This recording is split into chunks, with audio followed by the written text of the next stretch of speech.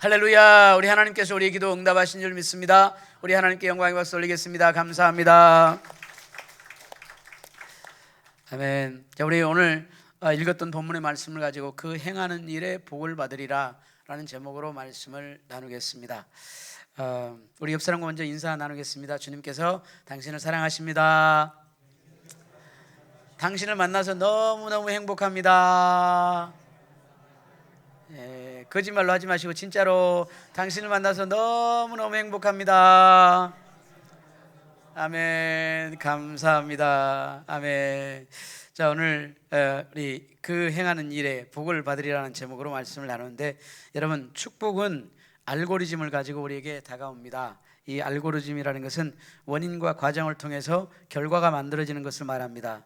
요즘에 이제 우리가 TV를 보면 TV 채널을, MBC 채널을 딱 틀으면 이 누구에나 똑같은 내용이 그 MBC 채널을 틀고 있는 사람들에겐 똑같이 정보가 똑같이 제공이 되어집니다.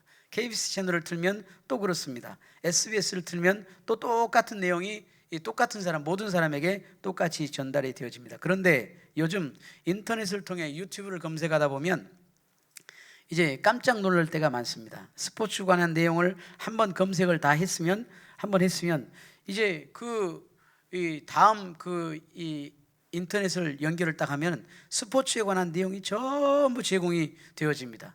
그리고 이제 어떤 컴퓨터에서는 또 이제 이 교육에 관한 정보를 검색을 딱 했으면 교육에 관한 정보가 또 다 또 검색이 되어집니다. 얼마 전에 제가 하모니카를 테무에서 검색을 해보았는데 계속 그 광고가 내 컴퓨터에 며칠간 하모니카 그 내용이 계속 뜨는 거예요. 무슨 하모니카 좋습니다. 무슨 하모니카 좋습니다. 막 이렇게 뜨는 거예요. 여러분, 또 이제 이런 컴퓨터가 사람에 따라서, 그걸 사용하는 사람에 따라서, 뭔 관심을 갖고 있는가에 따라서, 또 연령대에 따라서, 또 이 직업에 따라서 이거를 다 이렇게 맞춰서 맞춤형 정보를 제공해 주고 있습니다. 이게 알고리즘입니다.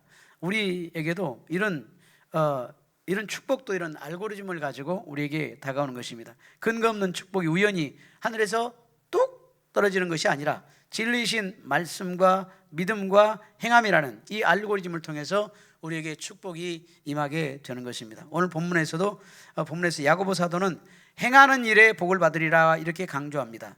이제 사도 바울은 오직 이 의인은 믿음으로 살리라. 그래서 이 신칭이 믿음으로 구원받고 믿음으로 산다 그랬는데, 이 야고보는 뭐라고 얘기하냐면 행하는 일에 복을 받는다. 그래서 행함이 있어야 된다 이렇게 강조를 하는 거예요. 그래서 이제 이 두 가지가 서로 상충되는 같은 느낌을 받는데, 그렇지 않고 이 믿음과 행함 사이에는 서로 상보적인 관계, 이 역학적인 그런 관계가 있습니다. 어떤 관계가 있는지 살펴보도록 하겠습니다. 첫째, 믿음의 근거는 말씀입니다.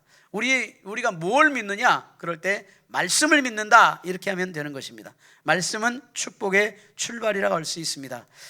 왜냐하면 하나님의 말씀이 복음이기 때문입니다. 말씀을 따라 살 때 우리에게 반드시 하나님의 축복이 임하게 됩니다. 말씀을 따라 살다 보면 어려운 일이 있을 수도 있고, 내 생각과 다른 요구를 말씀이 하시기 때문에 말씀을 따라 살아간다는 것이 쉬운 일은 아닙니다. 또한 말씀을 따라 살다 보면 주변 사람들에게 핍박을 받을 수도 있고, 많은 우리가 행동에 제약을 받을 수도 있습니다. 또한 일시적으로 손해를 볼 수도 있습니다. 그래서 속이 상할 때도 있습니다. 그러나 말씀대로 사는 것이 축복의 시작인 것을 믿으시기를 주님의 이름으로 축원합니다. 왜냐하면 말씀은 예수님이시기 때문입니다. 요한복음 1장 1절에서 13절 말씀에 태초에 말씀이 계시니라. 이 말씀이 하나님과 함께 계셨으니 이 말씀은 곧 하나님이시니라. 그가 태초에 하나님과 함께 계셨고 만물이 그로 말미암아 지은 바 되었으니 지은 것이 하나도 그가 없이는 된 것이 없느니라. 이렇게 말씀하고 있습니다. 이 말씀이 육신이 되어서 이 땅에 오셨다. 1장 14절에서는 그렇게 말씀을 하고 있습니다. 그래서 말씀은 예수님입니다. 그래서 이 말씀을 믿게 되었을 때 우리가 예수님을 믿는다 이렇게 우리가 얘기를 할 수가 있습니다. 이 말씀을 우리가 성경 말씀을 두 가지로 구분할 수 있는데, 하나는 로고스와 레마의 말씀입니다. 이 로고스의 말씀은 기록된 말씀입니다.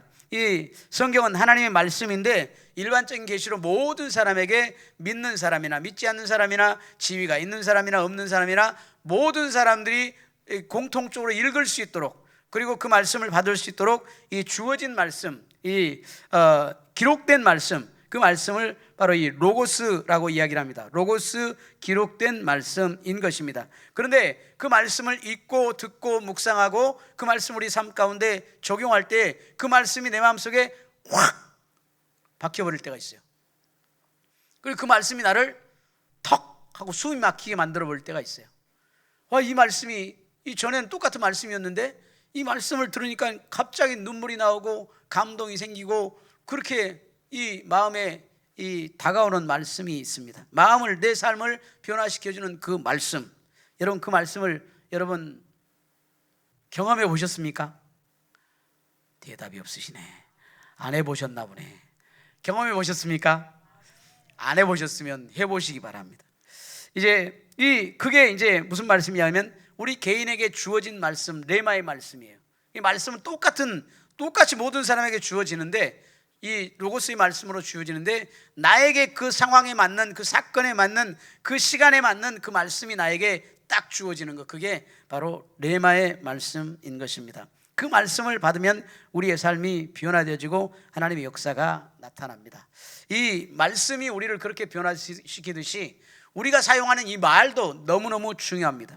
이 하나님께서는 이 말을 할 수 있도록 우리 인간에게만 그런 특권을 주셨습니다.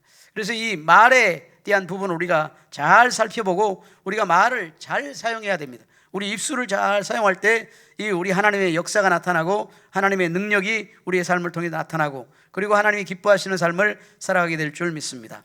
긍정의 언어를 통해서 자신과 주변 사람들을 격려하고 칭찬하고 축복하는 일이 말로 다 할 수 없이 표현할 수 없을 만큼 중요한 것을 성경이 우리에게 말을 하고 있습니다. 이 말은 늘 긍정적이고 적극적이고 창조적이고 생산적이고 사랑이 넘치는 그런 말을 우리가 사용해야 될 줄 믿습니다. 상대방이 상처나게 하고 힘들게 하고 절망하게 하고 낙심하게 하고 좌절하게 하고, 특별히 우리가 병원에 가면 그런 일들을 많이 경험하죠. 이거는 그냥 안 되겠는데요. 그러면 그냥 힘들어가지고 그냥 집에 와갖고 절망을 하고 낙심하고 그럴 때가 많이 있는데, 여러분 우리 이 말은 늘 적극적이고 창조적이고 생산적이고 그리고 사랑이 넘치는 말, 그리고 격려하고 위로하고 축복하는 말을 우리가 사용해야 될 줄 믿습니다. 소극적이고 부정적이고 안 된다는 말을 사용하면 그 즉시 내 마음과 생각과 신체가 그 말에 따라서 반응을 해서 나를 힘들게 하고 상대방을 힘들게 하고, 먼저 내가 힘들어지고 상대방이 그 다음에 힘들어지는 거예요. 내가 먼저 어려움을 당하고 상대방이 어려움을 당하게 된다는 말입니다. 그래서 말을 잘 사용하는 것이 너무 중요합니다.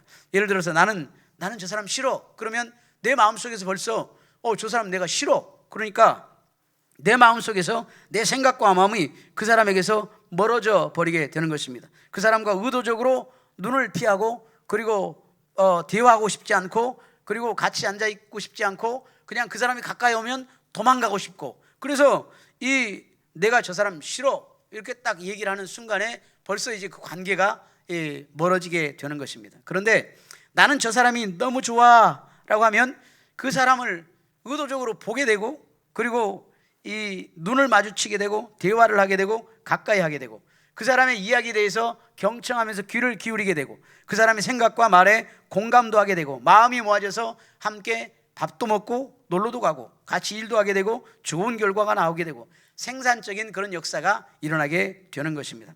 칭찬하고 감사하고 축복하고 격려하는 말을 우리가 사용해야 될 줄 믿습니다. 할렐루야. 우리 옆 사람과 같이 인사 한번 해볼까요? 한 주간 잘 지내셨습니까? 당신을 만나니 너무너무 행복합니다. 당신은 나의 자부심입니다. 할렐루야. 정말입니까? 거짓말로 하지 말고 다시 한번, 당신을 만나니 너무너무 기쁩니다. 주님이 당신을 사랑하십니다. 나도 당신을 사랑합니다. 당신에게 좋은 일이 있도록 제가 기도하겠습니다. 할렐루야. 반드시 이런 이야기를 자주 하게 되면 우리에게 좋은 일이 반드시 일어날 수밖에 없습니다. 제가 매일매일 새벽 예배를 드리고 나서 이제 말씀을 나누려고 그 말씀 카드를 만들어 가지고 이렇게 이제 많은 분들에게 보내고 있습니다. 매일 아침마다 영어와 한국어, 베트남어로 만들어서 보내는데 약 150여 명의 사람들에게 말씀 카드를 만들어서 보내고 있습니다. 우리 한국에 계신 분들은 물론이고 미국, 뉴질랜드, 캐나다, 베트남 여러 군데 이렇게 말씀 카드를 만들어서 보내고 있습니다. 그런데 그 말씀 카드를 받으시고 이 반응들이 다양합니다. 어떤 분들은 적극적으로 반응하면서 아멘 아멘 아멘 아멘 하는 분들이 있는가 하면 어떤 분들은 그냥 아예 대답이 없이 그냥 말아버리고 아예 보지도 않은 분들이 계시고 또 어떤 분들은 또 소극적으로 반응하면서 또 그렇게 하는 분들도 있습니다. 보내드린 말씀에 대해서 적극적으로 대화하고 소통하고 기도하는 분들이 계시는데 그런 분들하고 대화를 하다 보면 대화가 적극적이다 보니까 삶의 상황이 어떤지를 느껴지게 되고 기도 제목을 깨달아 알게 되고 그래서 그분들에 대해서 더 기도하게 됩니다. 또 어떤 분들은 소극적으로 대화하는 분들이 있는데 소극적으로 대해도 그분들에 대해서 그분들의 마음을 어느 정도는 읽을 수가 있어서 말씀 카드를 만들어서 계속 보내고 있는 일을 하고 있습니다. 이 일이 너무 행복하고 감사합니다. 우리가 이 상대방의 말에 경청해야 하는 것이 너무 중요합니다. 상대방의 말을 귀구리어 듣는 것, 부모님과 선생님의 말을, 친구의 말을 경청하는 것 너무 중요합니다. 하나님의 말씀을 물론 우리가 하나님의 말씀을 읽고 듣고 묵상하면서 하나님이 나에게 무엇라 말씀하시는지 날마다 그것에 경청하는 것 너무너무 중요하고 그리고 이제 우리 주변 사람들의 이야기를 우리가 경청해서 듣고 그리고 이 귀 기울여 듣는 것은 이 생산적인 일들을 만들어내는 것입니다. 베트남에서 사업을 하시는 한 장로님이 계시는데 그 집사님이 교회에서 한국에서 집사 직분을 받아서 일하고 계실 때 베트남에 오셨어요. 꽤 오래되셨습니다. 20년 이상 되셨는데 이제 장로님이 되셨습니다. 그분이 이 사업을 하기 위해서 베트남 이제 파트너와 식사를 하게 되었는데 식사를 하는 자리에 친구들을 한 서너 명 데리고 가서 밥을 같이 먹고 커피를 마시고 이 대화를 하는데 쪼잘쪼잘 대화를 하는데 7시간, 8시간을 그렇게 앉아서 대화를 하더라고 간증을 했습니다. 그 집사님은 전혀 베트남어를 모르는 그런 상황, 그래서 그냥 신짜오만 아는 그런 상황인데 이제 그 모르는 상황이고 이 파트너를 만난 지 불과 한두 차례인데 너무 무리한 것 같았습니다. 그렇지만 이제 한 7시간을 옆에 앉아서 계속 그 얘기하는 것을 듣고 있고 그 분위기를 즐겼다고 합니다. 그런데 그렇게 하고 나니까 그 후로 이 파트너가 마음을 열고 그 대화를 진지하게 하고 사업을 같이 하게 돼서 지금은 성공적으로 그 사업을 지금도 하고 있는 것입니다. 이 말을 잘하는 것보다 이 경청하는 것이 너무너무 중요한 것을 우리에게 이야기를 해주고 있습니다. 그러니까 상대방이 얘기를 하면 경청해서 들으시기를 바랍니다. 그러면 좋은 일이 일어날 줄 믿습니다. 그런데 이 말에는 과장된 말, 거짓된 말, 허황된 말, 속이는 말, 그리고 거짓말, 허풍 이런 것들이 들어있을 때가 너무 많이 있습니다. 이런 말은 그냥 받아들이는 것이 아니라 걸러서 받아들여야 되는데 경계해야 됩니다. 왜냐하면 그것이 우리를 넘어뜨리고 우리를 실족하게 만드는 것입니다. 내가 이런 말을 사용하지 않아야 되지만 또 이런 말을 하는 사람을 구분할 줄 알아야 되는 것입니다. 구분하기 위해서 필요한 것이 뭐냐면 영적인 감각을 키우는 것입니다. 영적인 감각을 얻기 위해서 우리가 말씀을 읽고 묵상하고 우리가 기도해야 됩니다. 성령님은 하나님의 깊은 것이라도 통달하시는 분이십니다. 그래서 우리가 순전한 마음으로 말씀을 묵상하며 기도하고 이렇게 되면 우리가 이제 이 상대방의 말을 우리가 잘 경청하면서 이 말이 진실된 것인지 아닌지 우리가 깨달아 알 수가 있는 것입니다. 특별히 이 말을 경청할 때 상대방의 말을 들을 때 이 육신의 소욕을 이루려고 말을 들으면 넘어가기가 쉽습니다. 그래서 구분을 하려면 우리 이 말이 정말 진실된 말인지 아닌지 이걸 구분하려면 우리 마음속에 있는 욕심을 내려놓는 것이 너무 중요합니다. 그래서 순전한 마음으로 우리가 기도하면서 말을 들으면 반드시 구분이 되는 역사가 있게 될 줄 믿습니다. 하나님의 말씀을 우리가 경청하고 그 말씀을 우리가 읽고 듣고 묵상하고 말씀을 적용할 때 하나님의 놀라운 은혜가 우리 가운데 있게 될 줄 믿습니다. 두 번째는 이 믿음은 구원은 믿음을 통해서 우리가 받게 되는 것입니다. 이 구원은 전인적인 구원입니다. 이 구원과 축복이라는 말은 같은 말인데 이 전인적인 구원이라는 말은 우리 전 영혼 육 전 이 영역에 걸쳐서 하나님의 축복과 구원이 우리에게 임한다는 것입니다. 이 영혼이 잘 되면 이 범사가 잘 되고 강건하는 축복, 이런 전인적인 축복, 삼중 축복의 역사가 우리 가운데 일어난다는 것입니다. 예수 믿으면 단지 그냥 죽어서 천당 가는 것을 말하는 것이 아니라 주님을 믿으면 이 땅에서도 잘 되고 형통하게 되는 그런 역사가 있게 된다는 걸 성경이 우리에게 말씀을 하고 있습니다. 그래서 예수를 잘 믿으면 이 땅에서 잘 될 뿐만 아니라 우리의 영원한 목표는 이 땅에서 잘 되는 그것으로 끝나는 것이 아니라 우리가 이제 이 땅을 하직하고 하나님 앞에 설 때에 주님과 함께 영원토록 저 천국에 살아가는 그런 영원한 하나님의 나라를 소망 삼고 살아가는 것입니다. 그 나라를 위해서 우리가 이 땅에서 어떻게 살아가야 되는가를 우리가 이 땅에서 기도하면서 말씀을 통해서 믿음으로 그렇게 살아가게 될 때 깨닫게 되어지고, 그리고 하나님께 영광 돌리는 삶을 살아가게 될 줄 믿습니다. 영혼육 모든 영역이 구원을 경험하는 것, 그것이 그냥 우리의 힘과 능력과 지혜로 되는 것이 아니라 믿음으로 되어진다는 것입니다. 우리의 믿음은 상황이나 사람, 환경을 의지하는 것이 아니라 주님을 의지하고 믿는다는 것입니다. 우리의 삶 가운데 문제가 시시각각으로 다가옵니다. 이 문제를 해결하면 저 문제가 다가오고 또 저 문제 해결하면 또 다른 문제가 또 다가오고, 그래서 우리가 문제를 바라볼 때 걱정과 근심과 염려, 두려움 가운데 살아갈 수밖에 없습니다. 그런데 우리가 십자가를 바라보고 예수님을 의지하고 믿고 기도하고 나아가면 이 문제 뒤에 숨겨져 있는 하나님의 은혜를 기억하면서 생각하면서 감사하게 되고, 또 저 문제를 만나게 되면 이 문제 뒤에 하나님께서 어떤 축복을 하실 것인가, 또 그것에 대한 기대가 있어서 감사하고, 또 다른 문제가 우리에게 다가올 때 하나님께서 이 문제를 왜 주셨는지 기도하고 붙잡고 우리에게 주님을 의지하며 나가면 그 문제를 통해서 하나님께서 또 역사하신 모습을 보게 되니까 마음속에 늘 평강과 기쁨과 감사가 넘쳐나게 되는 것입니다. 그것이 믿음으로 살아가는 사람들의 축복인 것입니다. 믿지 않으면 늘 문제를 바라보고 그것 때문에 불안해하고 초조하고 걱정하고 근심하는데, 우리가 예수님을 믿으면은 그 문제를 통해서 하나님께서 어떤 역사를 이루실 것인가 기대하는 마음이 있기 때문에 마음속에 평강과 은혜가 우리 가운데 넘쳐나게 되는 것입니다. 여러분, 우리의 자녀들, 우리의 사업, 우리의 가정 내 힘으로 되지 않습니다. 내 힘으로 되지 않고 내 능력으로 절대 되지 않습니다. 그래서 우리 하나님께 맡기는 것입니다. 주님께 맡기고 주님을 의지하고 나아가면 반드시 하나님께서 구원하는 역사, 축복해 주시는 그런 역사가 있게 될 줄 믿습니다. 구원을 얻는다는 것은 죄의 용서함을 받아서 의인이 되어지고 질병에서 노예나 치유함을 받게 되고 사탄 마귀의 저주에서 벗어나 형통케 되고 죽음에서 벗어나 영생으로, 절망과 좌절과 슬픔과 애통에서 벗어나 자유와 기쁨과 소망으로 가득 찬 그런 삶을 살게 되는, 인생 역전의 삶을 살게 되는 그런 은혜가 우리에게 있다는 것을 말씀을 해주고 있는 것입니다. 우리의 믿음은 성령을 받는 기초가 됩니다. 믿음이 없이는 우리가 성령 충만할 수가 없습니다. 믿음으로 성령으로 충만하기 위해서 아무리 기도를 열심히 하고 성경을 많이 읽어도 우리가 믿음이 없으면 우리가 성령 충만할 수가 없다는 것입니다. 그래서 믿음이 너무너무 중요합니다.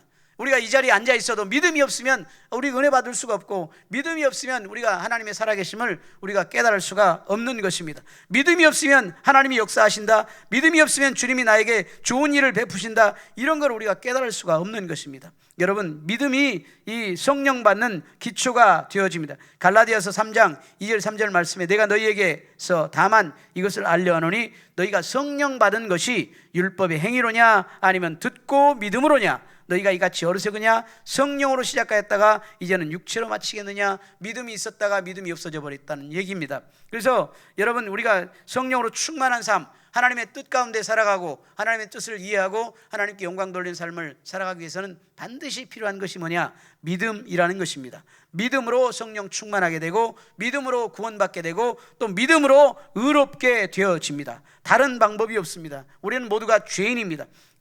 하나님 앞에 우리가 지은 죄를 우리가 아무리 우리가 우리의 노력으로 우리의 행위로 우리가 이 정결하게 되고 의롭게 되게 하려고 해도 될 수가 없는 것입니다. 모든 사람이 죄인이기 때문에, 죄를 지었기 때문에 우리가 죄인으로 살아가는 것입니다. 죄인이 죄를 짓는 것입니다.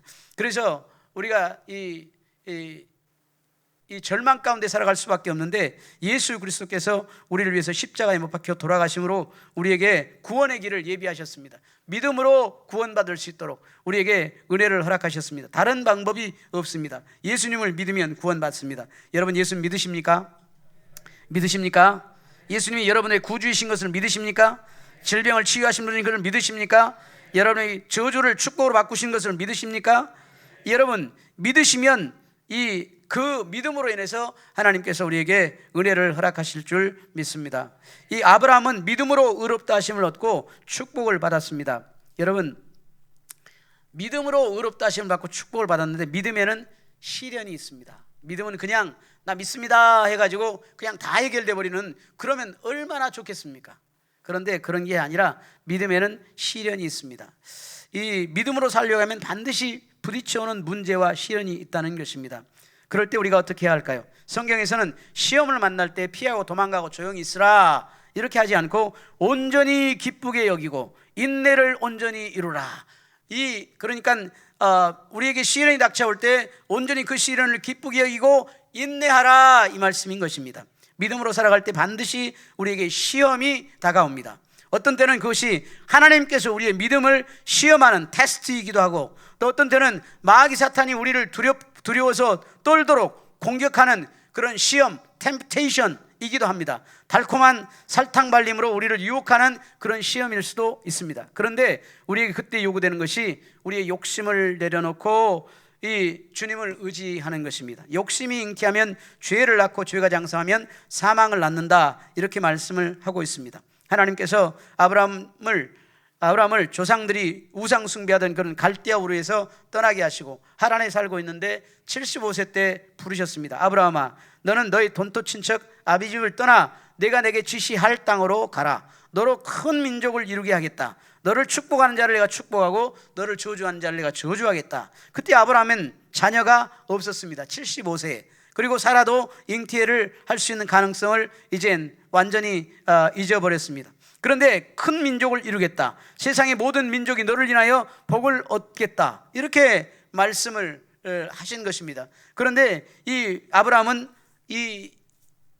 그 말씀을 아멘으로 받고 믿음으로 갈 바를 알지 못하고 그렇게 하나님께서 지시할 땅으로 떠나갔습니다. 때로는 하나님은 우리의 믿음을 시험하기 위해서 그렇게 보낼 때가 있습니다. 그래서 아브라함이 가다 보니까 가나안 땅에 이르렀는데 그곳에서 말씀하십니다. 여기가 네가 거할 땅이다. 내가 너에게 줄 땅, 너와 내 자손에게 줄 땅이다. 그래서 그곳에서 한 7, 8년을 이렇게 살았어요. 그런데 그곳에 흉년이 들다 보니까 또 애굽에 내려갔다가 또 다시 이게 아니네. 하나님께서 이 주신 땅이 가나안 땅으로 가야 되겠네.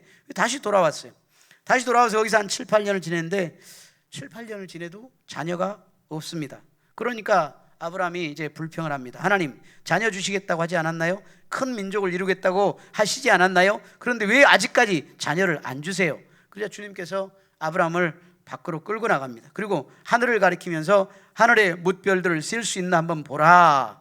네 자손이 이와 같이 많으리라. 이렇게 하나님께서 말씀하셨습니다. 자녀는 아무것도 없고 자기는 그냥 이제 나이가 80세가 넘었는데 그렇게 하나님께서 얘기를 하시는데 아브라함이 딱 하늘을 쳐다봅니다. 그리고 쳐다보니 이 자신의 꼬락서니를 하늘을 쳐다보고 자신의 꼬락서니를 쳐다봅니다. 아이고, 내 나이가 80이 넘었는데 무슨 그러려고 하는데 아니다. 믿음으로 여기까지 왔는데 하나님의 말씀을 믿어보자. 그러면서 아멘, 믿습니다 라고 고백을 하니까 그 믿음을 하나님께서 보시고 의로 여기셨다 이렇게 말씀을 하셨습니다. 믿음이 없이는 절대로 하나님을 기쁘시게 못합니다.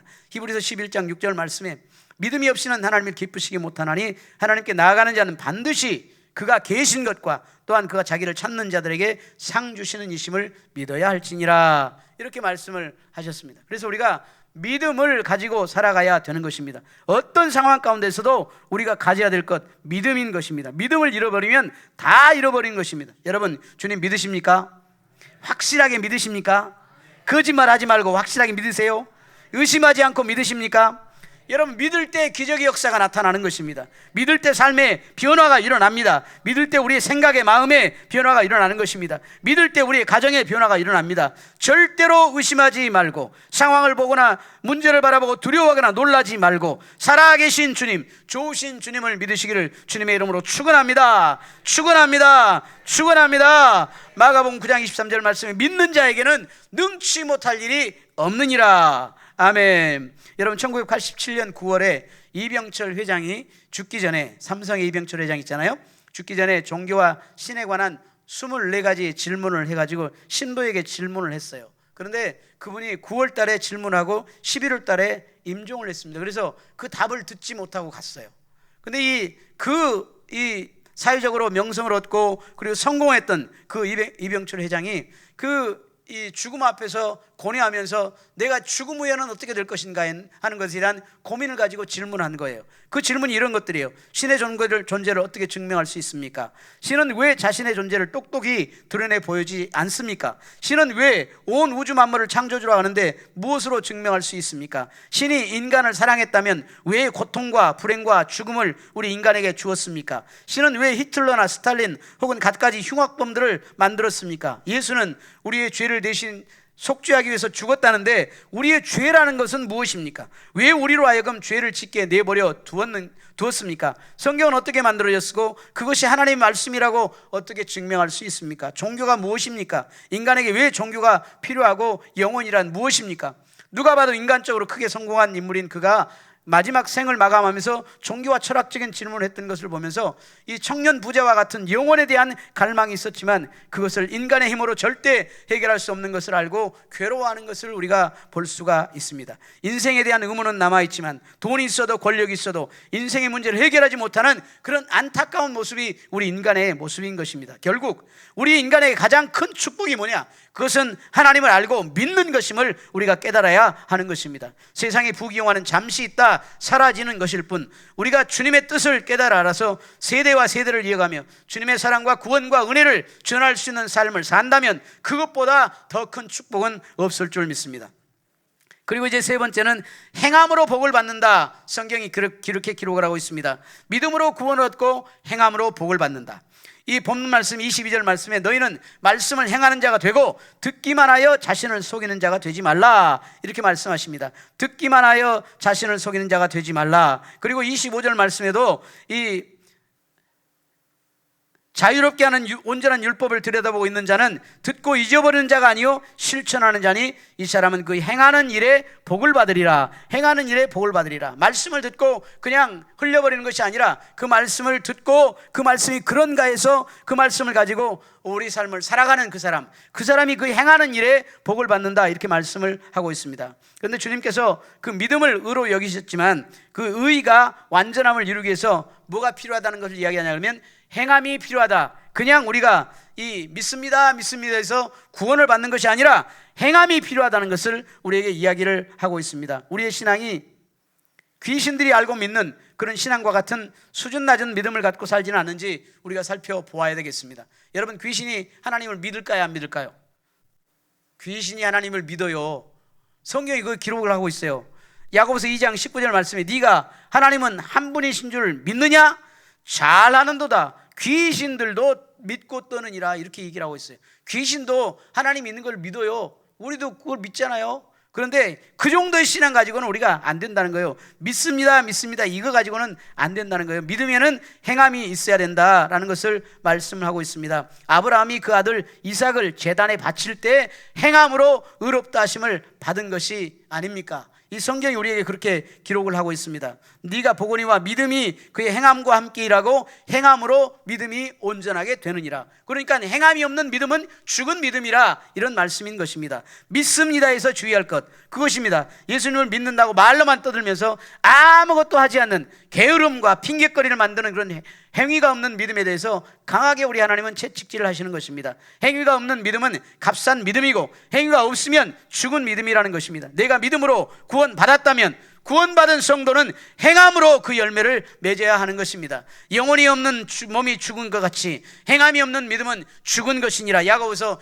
2장 26절의 말씀입니다. 믿음이 온전하게 되기 위해서 행함이 필요합니다. 행함이 없는 믿음은 그 자체가 죽은 것입니다. 행함은 말씀 따라 순종함을 의미하는 것입니다. 아브라함이 이삭을 모리아산에 제물로 바치는 그 행함이 아브라함의 믿음을 온전케 하고 하나님을 기쁘시겠다는 사실입니다. 그래서 마태복음 7장 21절 말씀에 예수님은 나더러 주여 주여 하는 자마다 다 천국에 들어갈 것이 아니요 다만 하늘에 계신 내 아버지의 뜻대로 행하는 자라야 들어가리라. 할렐루야. 아버지 뜻대로 행하는 자가 천국에 들어간다 이렇게 말씀을 하고 있는 것입니다.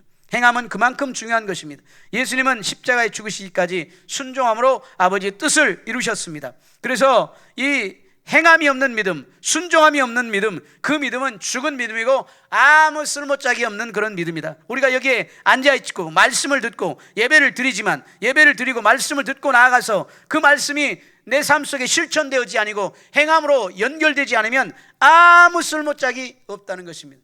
여러분, 지난주에 제가 말씀 전한 거 여러분 뭔 말씀인지 기억하십니까? 저도 잘 생각이 안 나는데, 여러분, 이렇게 말씀이 생각이 뭔 말을 했는지, 뭔 설교를 들었는지, 하나님께서 나에게 무슨 말씀을 했는지 그냥 잊어먹어버리고 그냥 돌아서면 그냥 까먹어버리고 이러면 심각한 문제예요. 이제 지난주에 우리 강영순 장로님하고 이제 대화를 하는데 아버지가 그렇게 얘기를 했대요. 장로님이 이렇게 어렸을 때 물어봤대요. 아버지, 뭐가 제일 무섭습니까? 그랬더니 하는 말이 망각이 제일 무섭다, 이렇게 얘기를 하셨다고 그래요. 망각이 제일 무섭다. 여러분, 사실입니다. 여러분, 우리가 하나님 말씀을 듣고도 그 말씀을 자꾸 잊어먹어버리면 그거 어떡하라는 거예요? 그 말씀이 우리가 없는데 어떻게 우리가 행할 것이고 어떻게 살아갈 거예요? 그러니까 우리가 날마다 우리가 말씀을 읽고 듣고 묵상하고 그 말씀이 우리 삶 가운데 적용되어지고, 그리고 점검하고 내가 진짜 하나님 말씀대로 살아가고 있는가? 내 행동이, 내 말이, 내 마음이, 내 생각이 하나님 뜻에 합당한 것인가? 점검을 해야 돼요.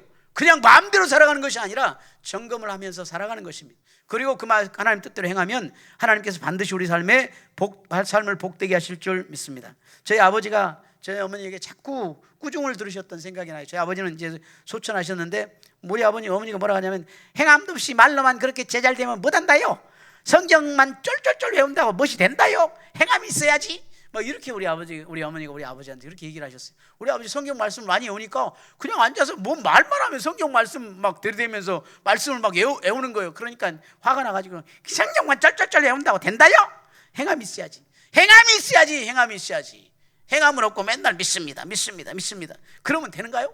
안 되는 거예요. 그러니까 우리가 행함 있는 믿음 갖기를 주님의 이름으로 축원합니다.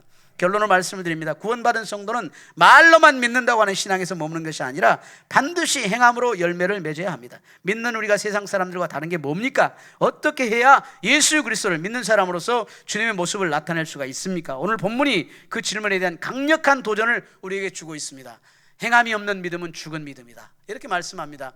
행함을 통해서 주님의 영광을 드러내고 하나님의 역사를 나타내는 저와 여러분 되시기를 주님의 이름으로 축원합니다. 우리 다 같이 주여 한번 부르시고 말씀 생각하면서, 하나님, 내가 행함 있는 믿음 갖도록 하나님 역사하여 주옵소서. 생동하는 믿음, 살아있는 믿음 갖도록 하나님 우리에게 은혜를 더하여 주옵소서. 주여 한번 부르시고 기도합니다. 주여. 할렐루야. 좋으신 아버지 하나님, 주님 은혜와 사랑을 감사합니다.